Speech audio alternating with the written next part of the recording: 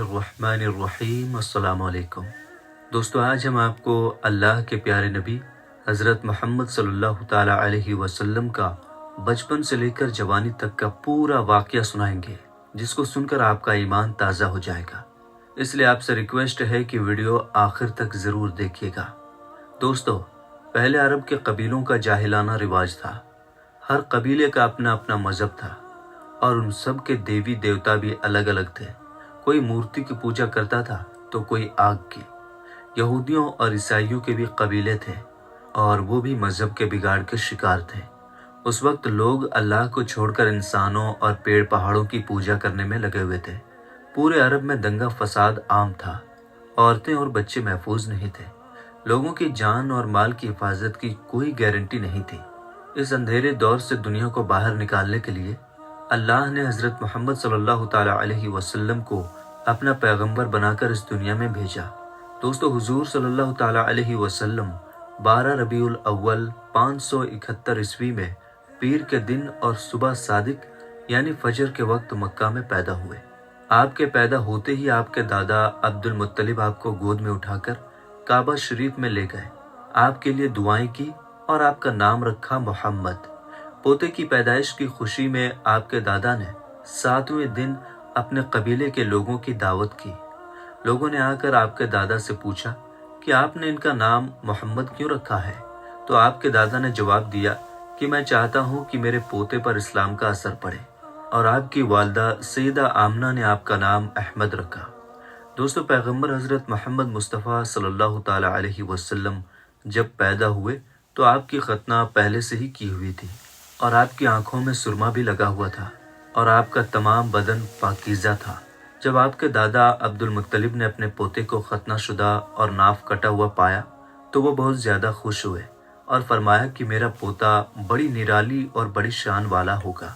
और यही नहीं, जब आप सल्लल्लाहु ताला अलैहि वसल्लम पैदा हुए तो आपकी मुट्ठी मुबारक भी बंद थी, मगर शहादत वाली उंगली आसमान की तरफ उठी हुई थी और ऐसा लग रहा था जैसे खुदा की वहदानियत का इकरार कर रही है। दोस्तों, जब हज़रत मोहम्मद सल्लल्लाहु ताला अलैहि वसल्लम पैदा हुए तो उस वक्त अरब में ये रिवाज हुआ करता था कि शहर के बड़े लोग अपने बच्चों को दूध पिलवाने के लिए और पलने बढ़ने के लिए देहातों में भेज दिया करते थे, ताकि गांव देहात की खुली हवा में रहकर उनका बच्चा खूब सेहतमंद बने। क्योंकि दोस्तों, उस जमाने में गांव देहात का मौसम शहरों के मुकाबले ज़्यादा साफ सुथरा और ज़्यादा अच्छा हुआ करता था। इसी वजह से गांव देहात में पले बच्चे ज़्यादा सेहतमंद और मोटे ताज़े हुआ करते थे। दोस्तों, इसी रिवाज के मुताबिक पैगंबर हज़रत मोहम्मद सल्लल्लाहु ताला अलैहि वसल्लम को भी मक्का से दूर ताइफ के करीब एक इलाका है जहां बनी साद कबीला रहता है, वहां ले जाया गया और एक दाई को सौंप दिया गया जिसका नाम दाई हलीमा था और वो बनी साद कबीले से थी, इसलिए उनको हलीमा सादिया भी कहा जाता है।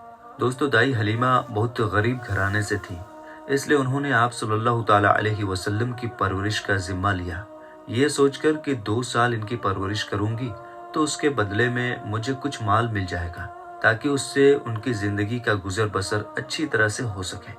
दोस्तों, जैसे ही हज़रत आमिना ने अपने प्यारे बेटे हज़रत मोहम्मद सल्लल्लाहु ताला अलैहि वसल्लम को दाई हलीमा के हवाले किया और जो ही दाई हलीमा ने आप सल्लल्लाहु ताला अलैहि वसल्लम को अपनी गोद में उठाया तो उसी वक्त से दाई हलीमा की ज़िंदगी में रहमत और बरकत होनी शुरू हो गई। दोस्तों, उस वक्त अरबों में ये रिवाज था कि बच्चे की परवरिश का जिम्मा 2 साल का हुआ करता था और हर 6 महीने के बाद बच्चे को उसके घर वालों से मिलाना होता था। इसी रिवाज के मुताबिक दाई हलीमा भी 6 महीने के बाद पैगंबर हज़रत मोहम्मद सल्लल्लाहु ताला अलैहि वसल्लम को उनकी माँ से मिलाने के लिए मक्का पहुंची। उनके साथ उनका शौहर हारिस और उनका एक छोटा बच्चा भी था जो उनकी गोद में था। वो बच्चा भूख से रो रहा था क्योंकि हलीमा बहुत कमज़ोर थी और खाने पीने की कमी भी थी। इस वजह से दाई हलीमा दूध नहीं पिला पा रही थी। लेकिन जैसे ही उन्होंने अल्लाह के पैगंबर हज़रत मोहम्मद सल्लल्लाहु ताला अलैहि वसल्लम को अपनी गोद में उठाया और उनको दूध पिलाना शुरू किया तो पैगंबर हज़रत मोहम्मद सल्लल्लाहु ताला अलैहि वसल्लम ने खूब सैर होकर दूध पिया और आप सल्लल्लाहु ताला अलैहि वसल्लम के दूध पी लेने के बाद दाई हलीमा ने अपने मासूम बच्चे को भी खूब दूध पिलाया। ये देखकर हलीमा परेशान हो गई कि ये क्या मामला हुआ। وہ جب مکہ آ رہی تھی تو ان کے پاس دودھ نہیں تھا، مگر جب سے یہ بچہ ان کی گود میں آیا ہے تب سے اللہ کی طرف سے خاص رحمتوں کا آنا شروع ہو گیا ہے۔ دوستو اس کے بعد دائی حلیمہ اپنے شوہر حارث اور اپنے بچے اور پیغمبر حضرت محمد صلی اللہ تعالی علیہ وسلم کے ساتھ ایک دبلی پتلی سی اونٹنی پر سوار ہو گئی۔ وہ اونٹنی جب بنی سعد کے قبیلے سے نکل کر مکہ کی طرف آئی تھی تو وہ بہت سستی سے چلتی ہوئی مکہ پہنچی تھی، لیکن اب معاملہ یہ ہوا کہ دائی حلیمہ کی اونٹنی سب سے آگے چل رہی تھی۔ دائی حلیمہ کی سہیلیوں نے اپنی آنکھوں سے دیکھا کہ دائی حلیمہ کی یہ وہی اونٹنی تھی جو مکہ میں بڑی سستی سے آئی تھی۔ اب اس اونٹنی کو آخر کیا ہو گیا کہ وہ اب بڑی رفتار سے چل رہی تھی۔ دوستو یہ نظارہ دیکھ کر دائی حلیمہ کی سہیلیاں کہنے لگیں، حلیمہ ہم پر رحم کرو، دھیرے چلو، کیا یہ وہی اونٹنی ہے جس پر تم مکہ آئی تھی؟ تو یہ سن کر دائی حلیمہ کہنے لگی کہ جب سے یہ بچہ میری گود میں آیا ہے تب سے معلوم نہیں عجیب عجیب سے واقعے میرے ساتھ ہونے لگے ہیں۔ دوستو اس کے بعد دائی حلیمہ کی زندگی میں رحمتوں اور برکتوں کا سلسلہ چلتا رہا، اور ایسے کرتے کرتے 2 سال پورے ہونے کو آ گئے، یعنی کہ بچے کی پرورش کا ذمہ پورا ہونے کو آ گیا۔ جو ایگریمنٹ ہوا تھا وہ پورا ہو رہا تھا۔ خیر اور برکتوں کا سلسلہ دائی حلیمہ نے ان 2 سالوں میں اپنی زندگی میں خوب دیکھا۔ اس وجہ سے ان کا دل نہیں چاہ رہا تھا کہ وہ اس نورانی بچے کو واپس اس کے گھر والوں کو سونپ دے، مگر دستور کے مطابق 2 سال کے بعد اس کو واپس سونپنا ہی تھا۔ اس لیے 2 سال کے بعد دائی حلیمہ پیغمبر حضرت محمد صلی اللہ تعالی علیہ وسلم کو اپنے ساتھ لے کر مکہ کی طرف نکل پڑی۔ جب وہ مکہ میں پہنچی تو حضرت آمنہ سے کہنے لگی کہ آپ کا بچہ بڑا ہی برکتوں اور رحمتوں والا بچہ ہے۔ جب سے یہ بچہ میری گود میں آیا ہے تب سے میری تو زندگی ہی بدل گئی ہے۔ میری زندگی میں برکتوں رحمتوں کا دور شروع ہو گیا ہے۔ اس لیے میری آپ سے گزارش ہے کہ آپ تھوڑے دن اس بچے کو میرے پاس رہنے دیں، میں تھوڑے دن اس کی پرورش کرنا چاہتی ہوں۔ تو یہ سن کر حضرت آمنہ نے پہلے تو انکار کر دیا، مگر دائی حلیمہ کے بار بار کہنے پر حضرت آمنہ تیار ہو گئیں اور کہنے لگیں کہ تھوڑے دن اور اپنے پاس رکھ لو، پھر واپس آ کر مجھے دے جانا۔ اس طرح سے دائی حلیمہ آپ صلی اللہ تعالی علیہ وسلم کو واپس اپنے ساتھ لے گئیں۔ دوستو ایسے کرتے کرتے پیغمبر حضرت محمد صلی اللہ تعالی علیہ وسلم کی عمر مبارک 4 سال کی ہو گئی۔ جب آپ کی عمر مبارک 4 سال کی ہوئی تو ایک دن آپ دائی حلیمہ کے گھر کے باہر کچھ بچوں کے ساتھ کھیل رہے تھے۔ ان میں حلیمہ سعدیہ کا ایک بیٹا جو پیغمبر حضرت محمد صلی اللہ تعالی علیہ وسلم کا دودھ شریک بھائی بھی تھا، وہ سب کھیل رہے تھے کہ اچانک آپ زمین پر گر گئے اور آپ کے چہرے اور جسم کا رنگ پوری طرح سے بدل گیا۔ دوستو اتہاس کی کتابوں میں ہے کہ اس وقت حضرت جبریل علیہ السلام پہلی بار پیغمبر حضرت محمد صلی اللہ تعالی علیہ وسلم سے ملنے آئے تھے۔ جیسے ہی حضرت جبریل آپ کے پاس آئے تو آپ کو زمین پر لٹا کر آپ کے سینے کو چاک کر دیا، یعنی کہ آپ کے سینے کو چیر دیا اور آپ کے دل کو باہر نکال لیا۔ اس کے بعد آپ کے دل کو زمزم کے پانی سے دھویا اور آپ کے دل پر جو ایک کالے رنگ کا چھوٹا سا لوتھڑا تھا اس کو ہٹا دیا اور یہ کہا کہ آج سے شیطان کے حصے کو دور کر دیا، اور اس کے بعد آپ کے دل کو واپس آپ کے سینے میں رکھ دیا۔ دوستو ادھر یہ دیکھ کر آپ کے ساتھ کھیل رہے بچے گھبرا گئے کہ آپ کو کیا ہو گیا، اس لیے وہ دوڑے دوڑے دائی حلیمہ کے پاس پہنچ گئے اور کہنے لگے کہ محمد کا کسی نے قتل کر دیا ہے۔ تو یہ سن کر دائی حلیمہ بہت گھبرا گئیں اور پریشان ہو اٹھی اور بھاگتی ہوئی سوچنے لگی کہ مجھے 2 سال کے بعد ہی اس کو اس کی ماں کو دے دینا چاہیے تھا، اب اس کی ماں کو میں کیا منہ دکھاؤں گی۔ یہ سوچتے ہوئے دائی حلیمہ بھاگتی ہوئی آپ تک پہنچی تو حلیمہ نے دیکھا کہ آپ کا جسم کا رنگ بدلا ہوا ہے، مگر تھوڑی دیر کے بعد آپ کو ہوش آ گیا۔ یہ دیکھ کر حلیمہ کی جان میں جان آئی اور کہنے لگی اب اس کو اور نہیں رکھوں گی اپنے پاس۔ اس کے بعد دائی حلیمہ مکہ پہنچی اور پیغمبر محمد صلی اللہ تعالی علیہ وسلم کو حضرت آمنہ کے حوالے کر دیا۔ دوستو اس کے بعد 4 سال کی عمر کے بعد آپ اپنی ماں حضرت آمنہ کے پاس رہنے لگے۔ اس کے بعد زندگی کے دن بیتتے چلے گئے۔ سن 575 یا 576 میں جب آپ کی عمر 5 اور 6 سال کے بیچ ہوئی تب آپ اپنی ماں حضرت آمنہ کے ساتھ اور اپنے دادا عبد المطلب کے ساتھ مدینہ کی طرف نکلے۔ مدینہ میں آپ کے لیے 2 خاص باتیں تھیں۔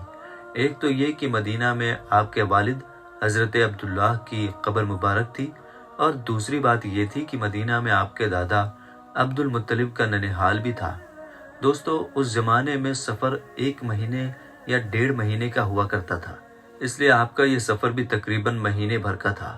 1 مہینے کے بعد جب آپ پلٹ کر واپس مکہ کی طرف آ رہے تھے تو آپ کی زندگی میں جو واقعہ پیش آیا اسے دیکھ کر آپ کے دادا عبد المطلب بھی رونے لگے۔ اللہ کے پیغمبر حضرت محمد صلی اللہ تعالی علیہ وسلم کو اپنے بچپن کی عمر میں ہی آپ کو دوسرا بڑا جھٹکا لگا اور اللہ نے آپ کو ایک اور آزمائش میں ڈال دیا۔ دوستو، ہوا یہ کہ آپ جب 1 مہینے کے بعد مدینہ سے واپس مکہ آ رہے تھے تو راستے میں ہی آپ کی والدہ حضرت آمنہ کی طبیعت بگڑ گئی اور وہ بری طرح سے بیمار پڑ گئی، اور اس کے بعد ان کا انتقال ہو گیا۔ مکہ اور مدینہ کے بیچ الابوا نام کی ایک جگہ ہے، وہیں پر حضرت آمنہ کو دفن کیا گیا، اور اس طرح سے آپ 6 سال کی عمر میں ہی یتیم ہو گئے۔ آپ کی اس حالت کو دیکھ کر آپ کے دادا عبد المطلب بہت پریشان ہوئے اور وہ رونے لگے۔ ایک تو یہ کہ آپ کی پیدائش کے کچھ دن پہلے آپ کے والد حضرت عبداللہ کا انتقال ہو گیا تھا، اور اب دوسرا جھٹکا یہ لگا کہ آپ کی عمر ابھی 6 سال کی بھی نہیں ہوئی تھی کہ آپ کی والدہ کا بھی انتقال ہو گیا۔ یہ دیکھ کر آپ کے دادا عبد المطلب کو بہت دکھ ہوا، مگر وہ بھی کیا کرتے ہیں، ایک دن تو سب کو مرنا ہے۔ اس کے بعد آپ کے دادا عبد المطلب نے آپ کو اپنی گود میں اٹھایا اور مکہ کی اور چل پڑے، اس فکر کے ساتھ، اس سوچ کے ساتھ کہ آخر اس معصوم سے بچے کے ساتھ ایسا کیوں ہو رہا ہے۔ دوستو، آپ ذرا سوچ کر دیکھیے کہ ان بچوں پر کیا بیتتی ہوگی جو بچپن میں ہی یتیم ہو جاتے ہیں، جن کے والد اور والدہ کا انتقال بچپن میں ہی ہو جاتا ہے۔ اس کے بعد ایسے بچوں کو لوگ دھتکار بھری نظروں سے دیکھتے ہیں، پھر ایسے بچوں کے ساتھ اچھا برتاؤ بھی نہیں کیا جاتا۔ مگر آپ کے ساتھ اللہ کی مدد تھی، جیسا کہ اللہ نے خود قرآن پاک میں ارشاد فرمایا ہے کہ آپ کے یتیم ہونے پر اللہ کی مدد آپ کے ساتھ تھی، اسی وجہ سے آپ کے ساتھ اچھا معاملہ پیش آیا اور اللہ نے آپ کو سہارا دیا۔ دوستو، اس کے بعد آپ کے دادا عبد المطلب آپ کو غم کے ساتھ لے کر مکہ میں پہنچے۔ آپ کے گھر کے اندر غم کا ماحول تھا۔ ابو طالب جو آپ کے چچا تھے وہ آپ کو اس حالت میں دیکھ کر رونے لگے۔ ابو طالب آپ کو بہت چاہتے تھے، اور عبد المطلب بھی اپنے بیٹوں سے زیادہ اور اپنے پوتوں سے زیادہ پیغمبر حضرت محمد صلی اللہ تعالی علیہ وسلم کو چاہتے تھے۔ پھر دوستو، ہم آپ کو بتا دیں کہ عبد المطلب وہ شخص تھے جو قریش کے بہت بڑے سردار تھے، ان کی لوگ سب سے زیادہ عزت کیا کرتے تھے۔ کعبہ کی چھاؤں میں ان کے لیے ایک خاص فرش بچھایا جاتا تھا جس پر صرف وہی اکیلے بیٹھتے تھے، کسی دوسرے کو اس پر بیٹھنے کی اجازت نہیں ہوتی تھی۔ اللہ کے پیغمبر حضرت محمد صلی اللہ تعالی علیہ وسلم ابھی چھوٹے تھے، کھیلتے کھیلتے وہاں پر آ جایا کرتے تھے اور آ کر اس پر بیٹھ جایا کرتے تھے، اور حضرت عبد المطلب کے ساتھی آگے آتے تاکہ ان کو اٹھا کر وہاں سے الگ بٹھا دیا جائے، لیکن عبد المطلب ان کو روکتے تھے اور کہتے تھے کہ یہ میرا پوتا ہے اور اسے بیٹھنے دو۔ پھر آپ کے دادا آپ کے سر پر اور آپ کی پیٹھ پر ہاتھ پھیرتے اور آپ کو اپنے پاس بٹھا لیتے تھے۔ دوستو، کہنے کا مطلب یہ ہے کہ آپ کے دادا عبد المطلب کے دل میں آپ کے لیے محبت کوٹ کوٹ کر بھری ہوئی تھی۔ آپ کی وہ ہر خواہش کا خیال رکھتے تھے، آپ کی ہر ضرورت کو وہ پورا کیا کرتے تھے، آپ کو کسی بھی طرح کی کوئی تکلیف نہیں ہونے دیتے تھے۔ وہ ہمیشہ آپ کو اپنے ساتھ رکھتے، اپنے ساتھ میں گھماتے پھراتے۔ اب آپ کی عمر مبارک 8 سال 2 مہینے 10 دن کی ہوئی تو ایک دن اچانک آپ کے دادا عبد المطلب کا بھی انتقال ہو گیا۔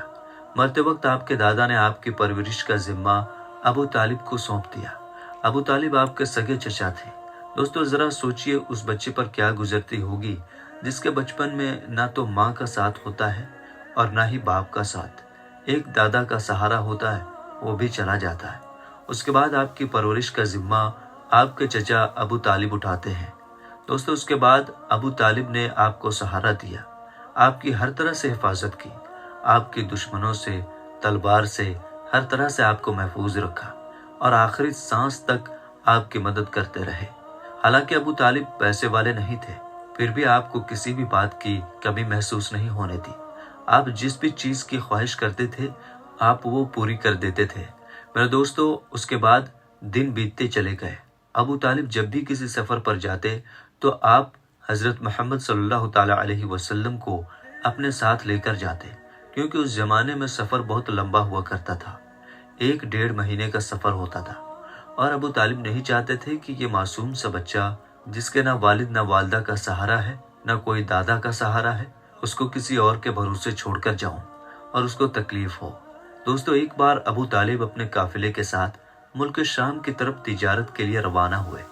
یاد رکھیں، پہلے عرب میں جو لوگ تھے، خاص کر کے قریش کے لوگوں کا امپورٹ ایکسپورٹ کا بزنس تھا، یعنی کہ وہ ایک جگہ سے سامان خریدتے تھے اور دوسرے جگہ پر لے جا کر اس کو بیچ دیتے تھے۔ اس طرح سے وہ لوگ سامان خریدتے اور بیچتے تھے۔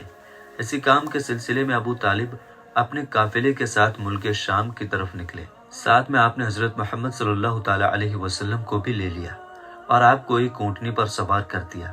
ابو طالب کا جب یہ قافلہ ملک شام کے بارڈر پر پہنچا تو رات ہو چکی تھی، اس لیے انہوں نے وہیں پر اپنا پڑاؤ ڈالا تاکہ وہ وہیں پر رات گزار سکیں اور اپنی تھکان دور کر سکیں۔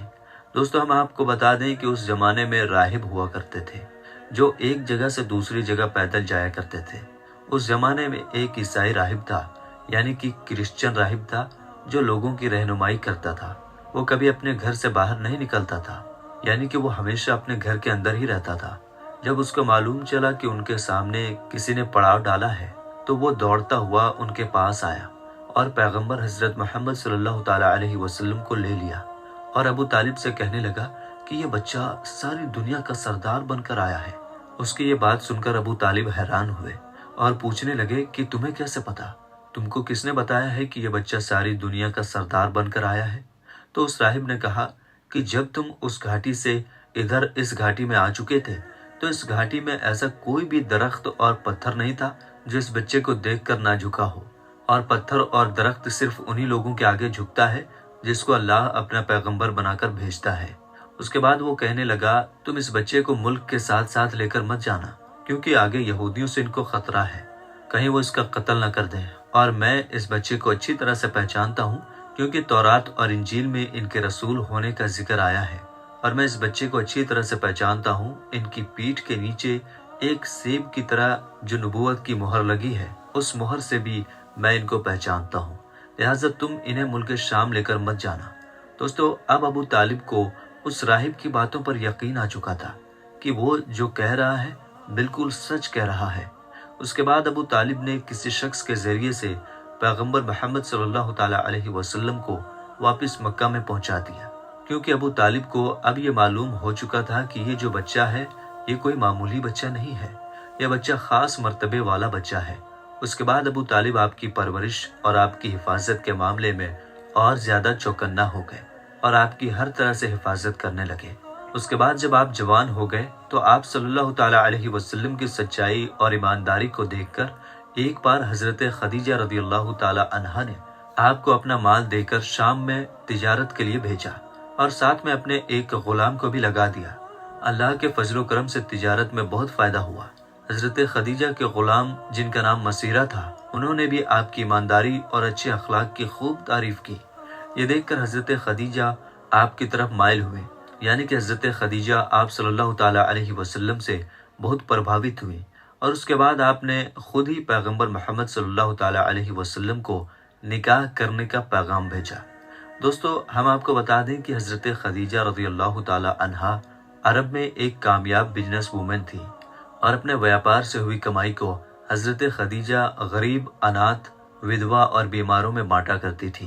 انہوں نے انگنت غریب لڑکیوں کی شادی کا خرچہ بھی اٹھایا تھا، اور اس طرح ایک بے حد نیک اور سب کی مدد کرنے والی عورت کے روپ میں اسلام میں ہی نہیں بلکہ پوری دنیا کے اتہاس میں ان کا بڑا یوگدان رہا ہے۔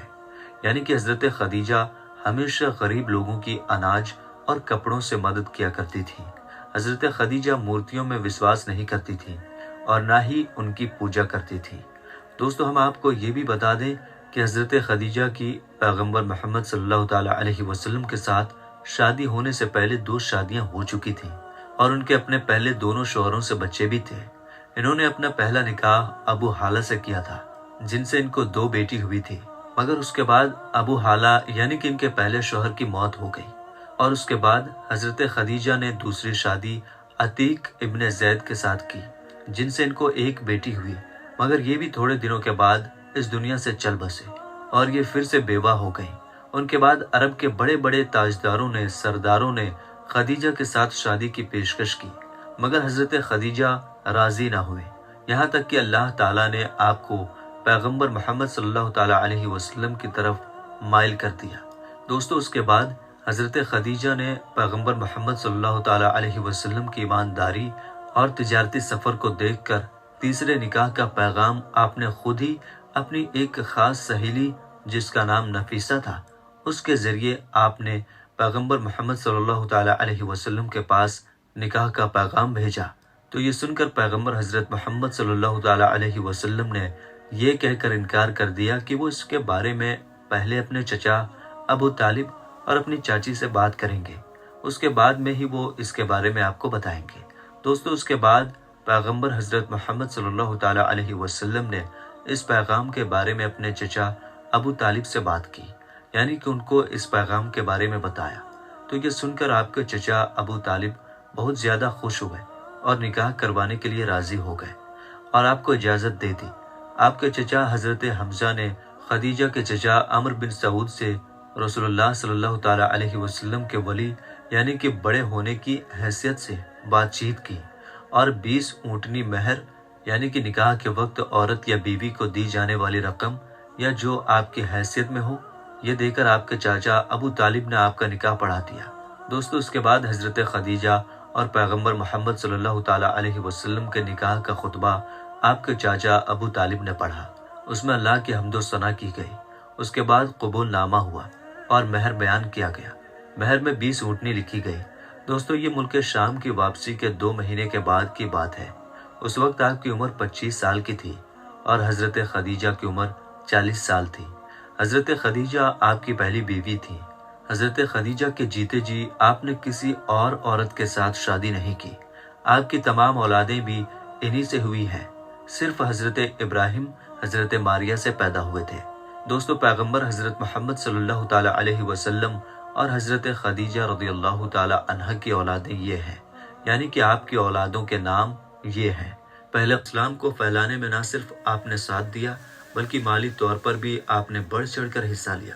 دوستو پیغمبر حضرت محمد صلی اللہ تعالیٰ علیہ وسلم حضرت خدیجہ رضی اللہ تعالیٰ عنہا سے بہت محبت کیا کرتے تھے اور ان کے ہوتے ہوئے یعنی کہ حضرت خدیجہ کے جیتے جی آپ نے دوسری شادی نہیں کی تھی۔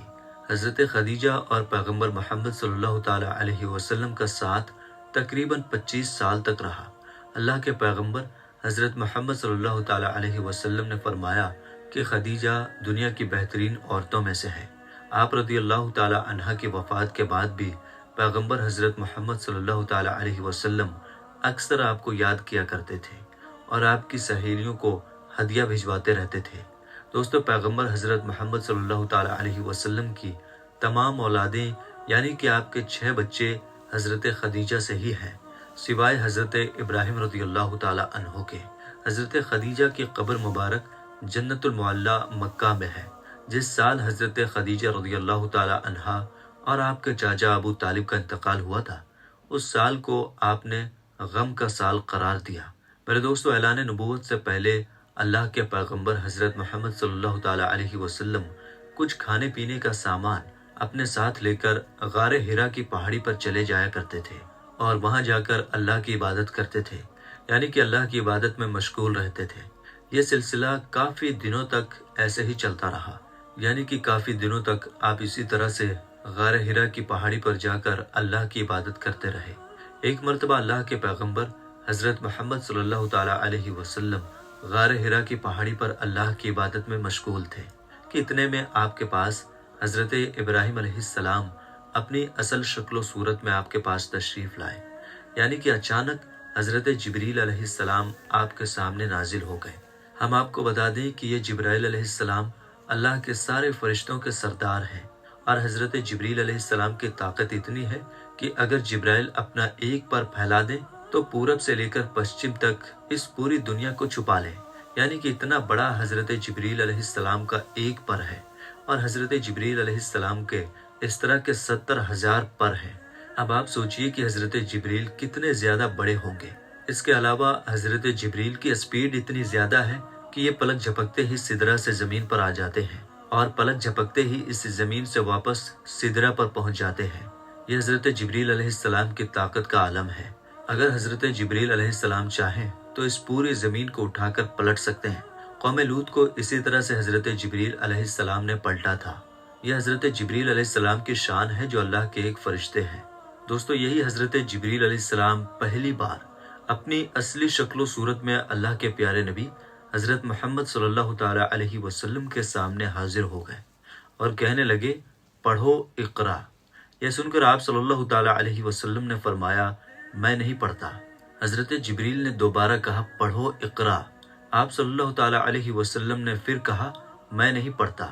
حضرت جبریل علیہ السلام نے تیسری مرتبہ کہا، پڑھو اقرا، تو آپ نے پھر کہا، میں نہیں پڑھتا۔ اس کے بعد حضرت جبریل علیہ السلام نے اللہ کے پیارے نبی حضرت محمد صلی اللہ تعالی علیہ وسلم کو اپنے سینے سے لگایا، اور سینے سے اس طرح سے لگایا کہ حضرت جبریل نے حضور پاک کی بغل میں اپنے دونوں ہاتھ ڈالے، یعنی کہ اللہ کے نبی کے دونوں ہاتھ باہر کی طرف کر دیے، اور پھر جبریل نے پیارے نبی کو اپنے سینے سے لگایا اور پھر زور سے دبا دیا، یعنی کہ بہت زور سے دبایا۔ حدیث شریف میں آتا ہے کہ اللہ کے پیارے نبی حضرت محمد صلی اللہ تعالی علیہ وسلم نے فرمایا ہے کہ اس وقت حضرت جبریل نے مجھے اتنے زور سے دبایا تھا کہ قریب تھا کہ میری جان نکل جاتی، مگر جبریل نے مجھے زور سے دبا کر چھوڑ دیا، اور پھر فرمایا کہ پڑھو اپنے رب کے نام کے ساتھ جس نے آپ کو اور تمام دنیا کو پیدا فرمایا ہے۔ پیدا کیا ہے انسان کو زمین و خون کے جمے ہوئے ایک لوتھڑے سے۔ پڑھو، حال یہ ہے کہ تمہارا رب بڑا ہی رحم کرنے والا ہے۔ پھر اللہ کے پیارے نبی حضرت محمد صلی اللہ تعالی علیہ وسلم پڑھنے لگے، اور پھر آپ بہت گھبرا گئے، غار ہرا کی پہاڑی سے اتر گئے اور اپنے گھر آ گئے۔